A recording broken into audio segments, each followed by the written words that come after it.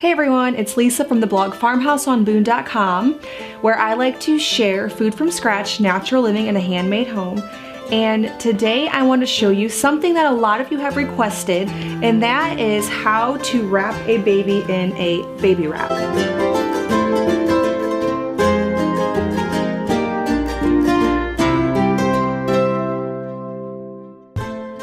So ever since I had my 5th child, I have been doing almost all of my videos with a baby in this baby wrap, and that is because it is the only place that he is content. I don't think I've ever met a newborn that doesn't want to be held all the time. This is the Sally baby wrap. It is something that I actually just got for this baby. My last 2 kids, I had a Moby wrap, and they're both essentially a long piece of fabric.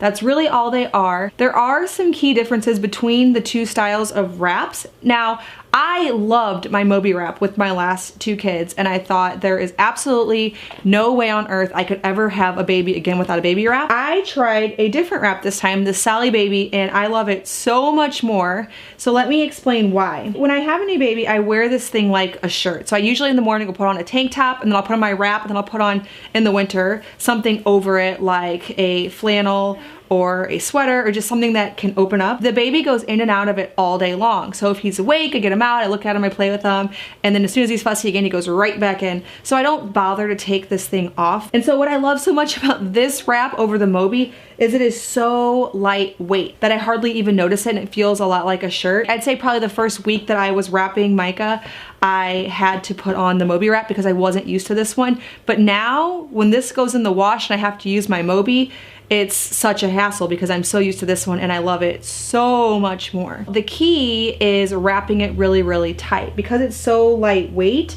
it can feel flimsy and like the baby will fall out unless you get used to wrapping it really, really tight. Now when they get a little bit older, I'll even put them in forward facing because they don't like to be facing you whenever they're trying to see the world and explore. You'll notice I have his head tucked like this.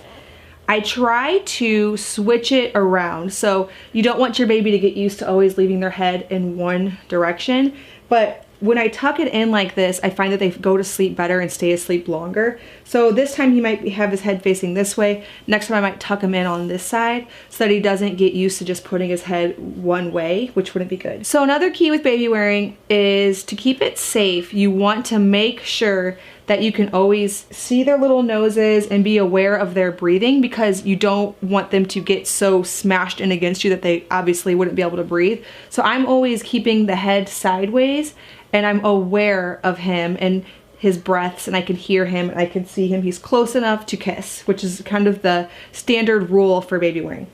I have tried some of the carriers, like I had the baby Bjorn with my last child, and they just do not compare to a wrap.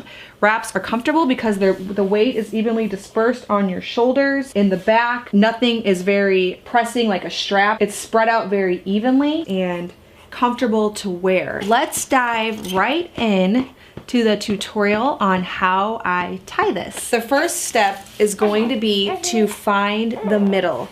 Now, most wraps, including the Sally baby wrap, have a tag right in the middle, and so that makes it easy to know where the middle is, of course. If the one you have, you're gonna make your own, doesn't, I would suggest putting something in the middle, maybe a little tag or a ribbon sewn in, because you will find that it is a lot easier when you know exactly where that middle is. Otherwise, you're gonna have the strings, one hanging really long and then one hanging really short, and you don't want that. Find the 2 ends and then just go down like this so I can find my middle. Now I wash this a lot, but it's still really dirty because I wear it so much. You take the middle where this tag is and you put it right about here on your abdomen. Now I find that a lot of people do this a lot of different ways. It's just the way I do it. Then I take the right side, so my right, and I put it across my back. Now I like to keep it really open and straight and not wadded up because the weight is more evenly dispersed when I do that. So I got that one over my shoulder. Right side, left shoulder. Then I cross this over the front. See, so I just have it over one shoulder with this crossed over.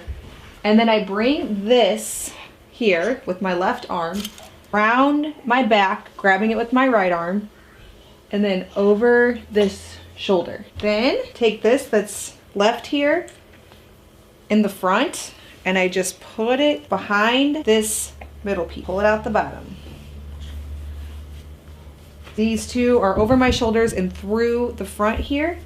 Now I like to get mine really tight. You think, where's the baby gonna go? But they stretch it out and they go. They fit in. Now, you're gonna get used to how this feels, and the first couple of times it probably won't feel right, but you need to push past that, because once you get used to it, you're gonna absolutely love it.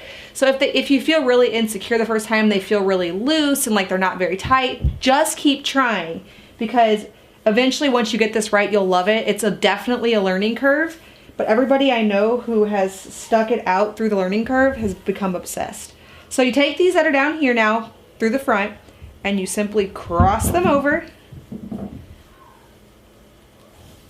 and put them around the back, back forward. And this is just where you tie it. You're just basically tying it on. Okay? Now this is about the excess that I have at this point. Now when this comes out of the dryer, I have a little bit less, and then as it gets stretched out and I need to wash it again, it's a little longer, of course. So this is on nice and tight. You can see how when he's not in it, I can go about my day. This doesn't feel like much. It's very lightweight, and it just kind of feels like part of my shirt. This can sometimes get in the way. I'll just fling them back around my back and tie it. So I'll go in the mirror and I'll make sure that everything's nicely spread out so all the weight can be evenly dispersed. So now is the part where I'm gonna put in the baby. Keep in mind you have these two that are crossed over, and then you have this one flat panel, and that's all you need. And the baby's gonna be very supportive with that. All right, Hannah Banana. Let me unwrap this baby.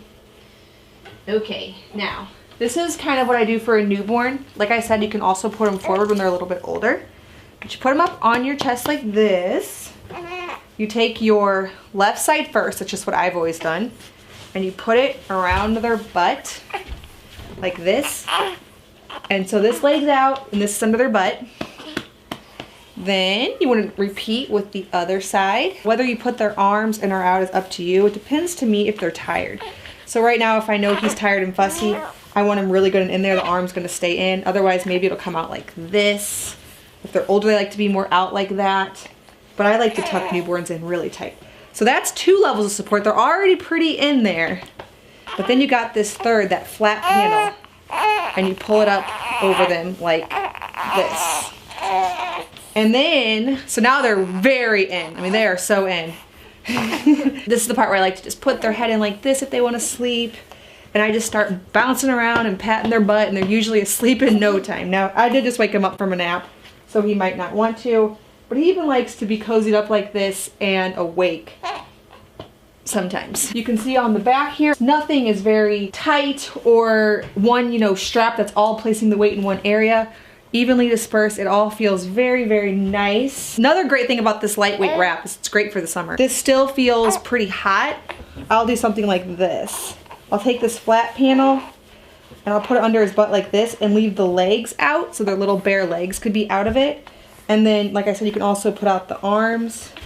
So the baby is mostly out, so that way they're not too hot and they're still really secure and nice in this way.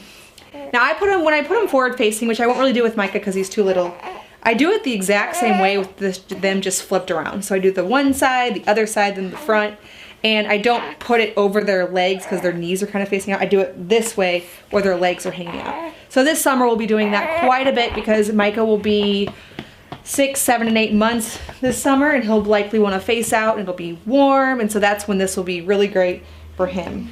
If you have questions, leave them in the comments below about this process. I hope I was able to explain it clearly. Obviously, you can rewatch that little demonstration several times till you're really confident on how to wrap your baby in the Sally baby wrap. Mine's already back asleep. Thank you so much for watching this video. If you're interested in more tips on baby type stuff, you can watch my minimalist baby essentials video where I talk about my love for wraps and other things baby. Please subscribe to my channel if you're new here for more food from scratch, natural living in a handmade home. Also, stop by the blog farmhouseonboone.com for all of these things and to stay up to date with what's going on. Thank you so much for stopping by the farmhouse.